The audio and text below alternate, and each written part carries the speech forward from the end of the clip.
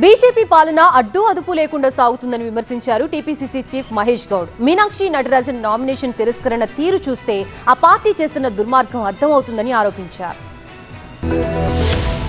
Meenakshi Natarajan Rajya Sabha nomination తిరస్కరించిన ఎన్నికల returning officer ను ఉరి తీసినా తప్పులేదన్నారు TPCC chief Mahesh Kumar Goud. Meenakshi Natarajan Rajya Sabha nomination తిరస్కరణ నిరసిస్తూ గాంధీ భవన్ లో నిర్వహించిన సత్యాగ్రహ దీక్షలో ఆయన పాల్గొన్నారు. బీజేపీ కుట్రపూరితంగా మీనాక్షి నటరాజన్ నామినేషన్ ను తిరస్కరించిందని ఆరోపించారు. ఆయన అధికారం కోసం ఏం చేసేందుకైనా బీజేపీ సిద్ధంగా ఉందని ధ్వజమెత్తారు. రాజ్యాంగం, ప్రజాస్వామ్యంపై బీజేపీకి నమ్మకం లేదని, తాము చెప్పిందే రాజ్యాంగం అన్నట్టుగా ఆ పార్టీ వ్యవహరిస్తోందని మండిపడ్డారు. ఒక మహిళని కూడా చూడకుండా ఎంత దుర్మార్గంగా మీరు రాజీనామా తిరస్కరించారో, ఆ తిరస్కరణ గురైనటువంటి తీరు చూస్తే మోడీ ఎంత దుర్మార్గుడో మనకు అర్థమవుతుంది. తెలంగాణలో కేసు లేదు, ఎఫ్ఐఆర్ లేదు, క్రైమ్ నంబరు లేదు, అసలు కేసు వ్యక్తపరచాల్సిన అవసరమూ లేదు.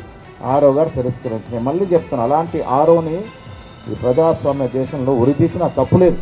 మోదీ కుట్రలను కాంగ్రెస్ తిప్పికొడుతోందని మహేష్ కుమార్ గౌడ్ అన్నారు. బీజేపీ అప్రజాస్వామిక చర్యలు దేశ ప్రజలు గమనిస్తున్నారని హెచ్చరించారు. బీజేపీకి తెలంగాణలో స్థానం లేదని, మళ్లీ వచ్చేది కాంగ్రెస్ ప్రభుత్వమే అన్నారు మహేష్ కుమార్ గౌడ్.